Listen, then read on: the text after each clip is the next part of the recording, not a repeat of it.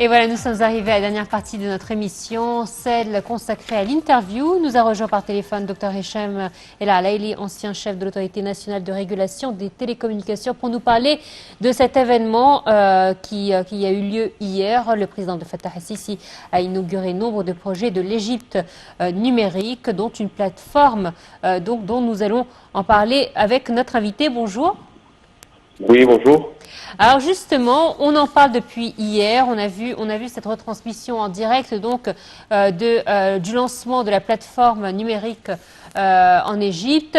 On parle d'un grand événement. On parle de l'Égypte qui est entrée dans l'ère du numérique, mais nous n'avons pas, en tant que citoyen, on va dire de lambda qui a de petites connaissances, les informations nécessaires pour comprendre ce qui s'est passé hier. Donc pouvez-vous nous expliquer qu'est-ce que cette plateforme et qu'est-ce qu'elle va apporter à l'Égypte?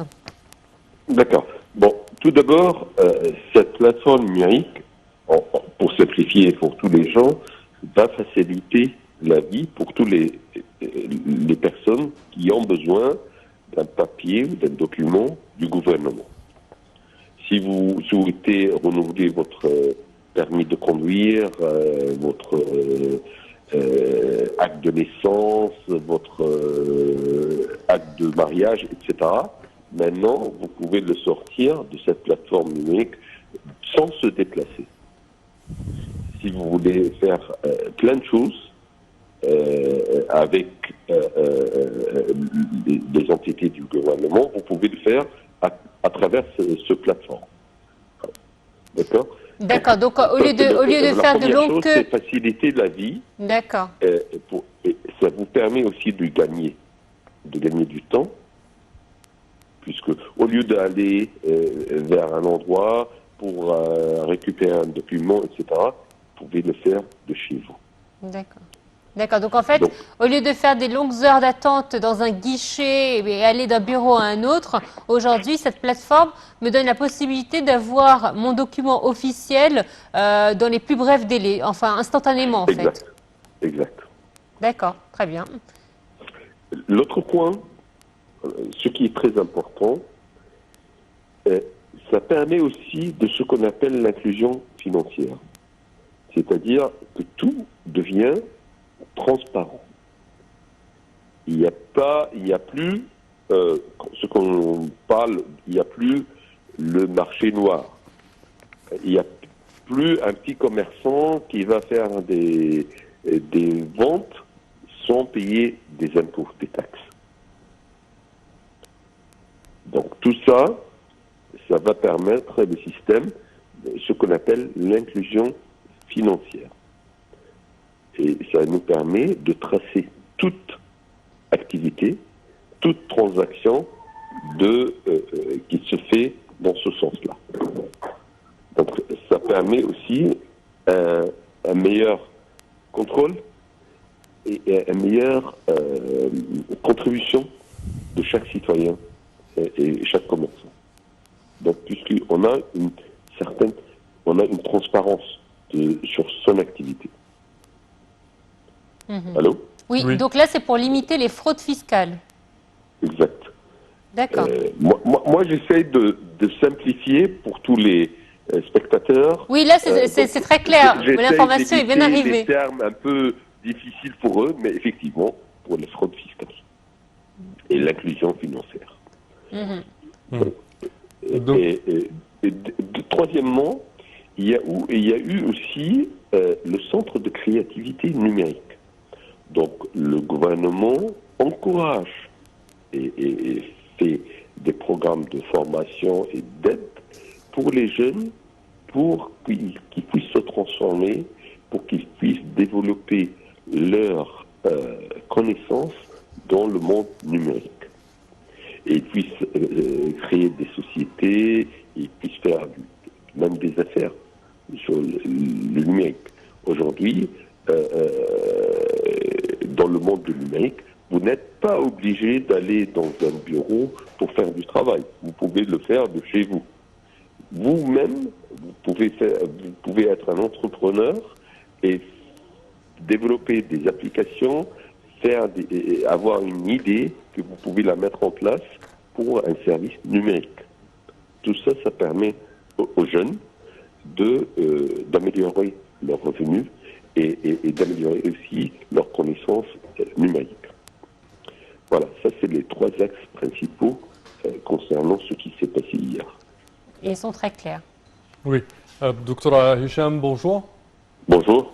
Alors, si on parle également de la vision ou la stratégie de l'Égypte 2030, comment ces projets ou ces services peuvent vraiment aider à atteindre cette stratégie de l'Égypte 2030? C'est dans la stratégie 2030 d'avoir une transformation numérique et d'avoir des services numériques et oui. effectivement des développements durables.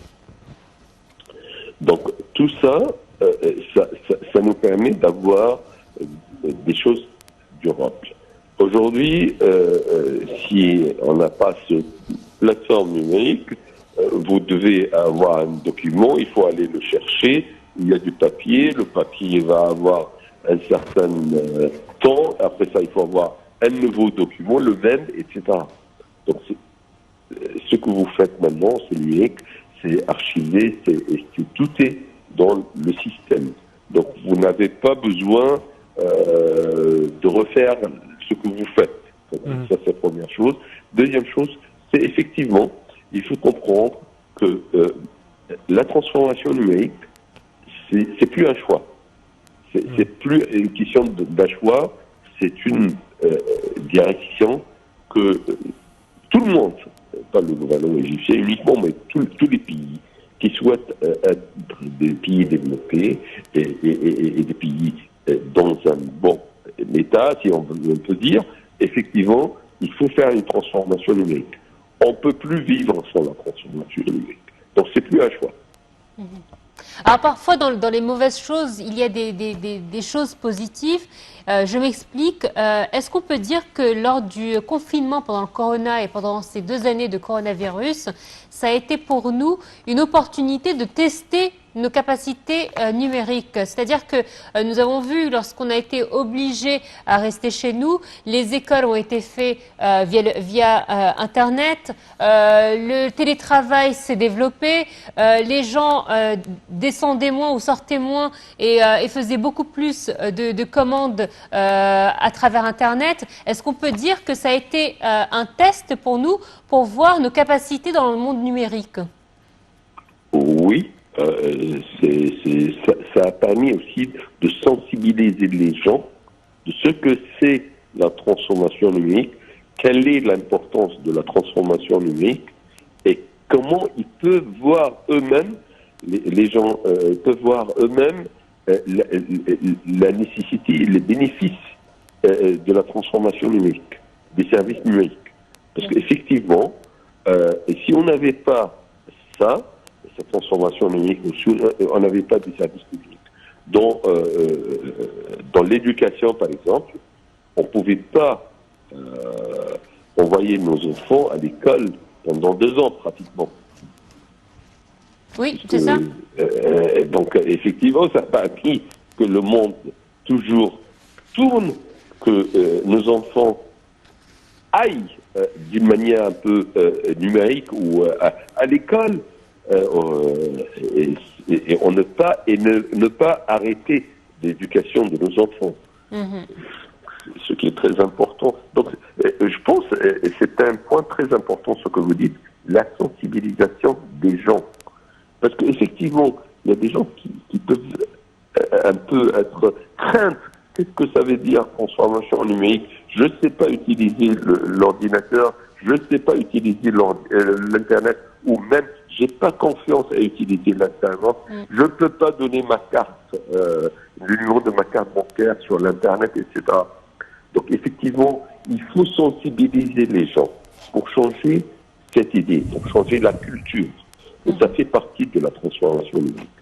Oui, c'est vrai parce que la population, on va dire, normale, pour elle, Internet, c'est les réseaux sociaux. Alors que nous avons énormément d'avantages à tirer de cette nouvelle technologie ou de ces nouvelles technologies d'Internet. Oui, oui. Et ça, c'est malheureusement, surtout en Égypte. Oui. On utilise uniquement l'Internet pour les réseaux sociaux. Et c'est dommage, parce qu'il y a plein des idées, plein des choses qu'on peut apprendre de l'Internet, qu'on peut faire à travers l'Internet. Donc, il y a vraiment des possibilités et des opportunités qui peuvent être faites à travers l'Internet. Oui. Monsieur Hichem, docteur Hichem, je m'excuse. Également, si on parle de la mise en œuvre dans le cadre de la transformation numérique, numérisant toutes les actions du gouvernement, le ministre des Télécommunications et de l'Information, Amr Talat, a indiqué que les projets ont commencé il y a déjà 5 ans. La mise en place de l'infrastructure de l'information en Égypte, louant les efforts inlassables déployés par les différentes institutions de l'État en coordination avec l'autorité de contrôle administratif. Depuis quelque temps, on voit que plusieurs services sont disponibles sur Internet, mais cette nouvelle plateforme égyptienne, qu'est-ce qu'il y a de plus de services offerts aux citoyens? Oui, tout d'abord, comme vous dites, c'est un projet de long terme qui était commencé par, effectivement, développer l'infrastructure numérique. Oui. C'est l'infrastructure du pays, l'infrastructure pour l'Internet. Donc ça, effectivement, ça se fait et on voit ces résultats. L'autre point, effectivement, ce qui était lancé, il y avait des plateformes numériques qui étaient lancées, mais c'était dans une phase de test. C'est-à-dire, c'est pas tous les services, ni toutes les applications, ni dans tout le pays qu'on pouvait le faire. Donc c'était une phase de test, un lancement du test. Après ça, hier, c'est le lancement officiel. Donc, normalement, vous pouvez de n'importe où accéder à ce plateforme numérique et effectivement en profiter de faire tout ce que vous pouvez le faire comme renouvellement de votre permis de conduire, votre carte d'identité, votre passeport, etc., etc., etc. D'un point de vue technique, effectivement, toute cette modernité et ce développement nécessitent une infrastructure irréprochable et à des prix colossaux, j'imagine, sachant que l'Égypte, en plus, abrite des câbles servant à tout un réseau continental. D'un point de vue technique, comment on a pu développer notre infrastructure ? L'Égypte, à cause de sa position géographique, effectivement, l'Égypte il est le numéro 2 au niveau mondial pour les nombres de câbles sous-marins qui passent par l'Égypte. Donc effectivement, l'Égypte c'est un pays très important pour l'interconnexion entre les autres pays, pour le trafic transit d'Internet. Donc ça c'est très important. Et je souhaite ici de souligner que c'est un point stratégique et que l'Égypte, normalement, doit le capitaliser et en profiter pour faire plus en plus de ce projet. Les câbles sous-marins et les trafics transit ou les trafics entre pays de l'Internet. Tout ça, c'est très important. Nous pouvons utiliser et faire attirer tous les géants de l'Internet, des centres de données, pour venir s'installer en Égypte, tout en leur donnant des avantages sur les câbles sous-marins, etc. Ça, c'est quelque chose de très important et stratégique pour l'Égypte. Mais au niveau technique, pour répondre à votre question aussi, au niveau technique, c'est quelque chose assez compliqué, mais ce qui est le plus important, c'est on prend toutes les dimensions du niveau Internet. On prend la partie effectivement physique, la partie aussi logique et la partie aussi sécuritaire, puisque on ne peut pas utiliser l'Internet sans protéger les utilisateurs de l'Internet. Sinon, vous n'allez pas l'utiliser. Vous allez avoir peur d'utiliser l'Internet. Donc, il faut protéger les utilisateurs sur Internet. Et ce que nous appelons, au terme technique, le cybersécurité, ou la sécurité cyber. Ça, c'est quelque chose de très important. Et en Égypte, on a des gens qui ont cette connaissance très importante pour protéger et défendre dans toute autre attaque sur l'Internet. Docteur Hicham, depuis toujours, l'être humain a un fantasme qu'il veut voir réalisé, celui de voir des robots circuler un petit peu partout dans le monde et prendre la place de l'être humain. Et je pense qu'Hollywood a tout fait pour développer aussi cette idée chez l'être humain, sauf qu'avec l'avancement de la technologie, aujourd'hui, l'être humain a des craintes que demain, le robot le remplacera. Sauf que, justement, il y a une nuance, c'est que avec le développement de ce réseau numérique, nous aurons besoin de main-d'œuvre spécialisée dans ce domaine. On ne va pas supprimer des postes. Oui, effectivement, c'est un point très important. Les gens doivent se préparer pour transformer leur métier. Il faut qu'ils apprennent d'autres métiers, puisqu'il y a des métiers qui vont disparaître, il faut le dire, mais il y aura d'autres, beaucoup plus, qui vont se créer. Donc, effectivement, il y a des choses qui vont disparaître, mais dans le bénéfice de l'être humain, puisque l'affinité, c'est quelque chose qui sera plus juste, pas au niveau social, mais plus juste au niveau erreur. Il n'y aura pas des erreurs si on utilise des robots, etc. Mais, effectivement, il y aura d'autres métiers qui vont se créer. Comme je vous dis, vous pouvez créer des services, des applications de chez vous. Donc il faut se préparer et se former pour d'autres métiers de l'avenir. Docteur Hicham, également, si on parle du rôle de la poste égyptienne au sein de ce système gigantesque, la modernisation de la poste égyptienne à présent va servir ce grand projet, n'est-ce pas?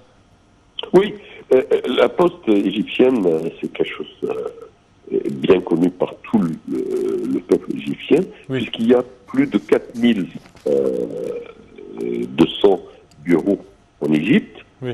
Donc, et c'est au niveau accessibilité et à proximité, c'est très important en Égypte. Donc, il y a des gens qui même ne savent pas aujourd'hui utiliser l'Internet ou qui n'ont pas sûr. Je suis pas très sûr comment utiliser cette application, comment le faire, etc.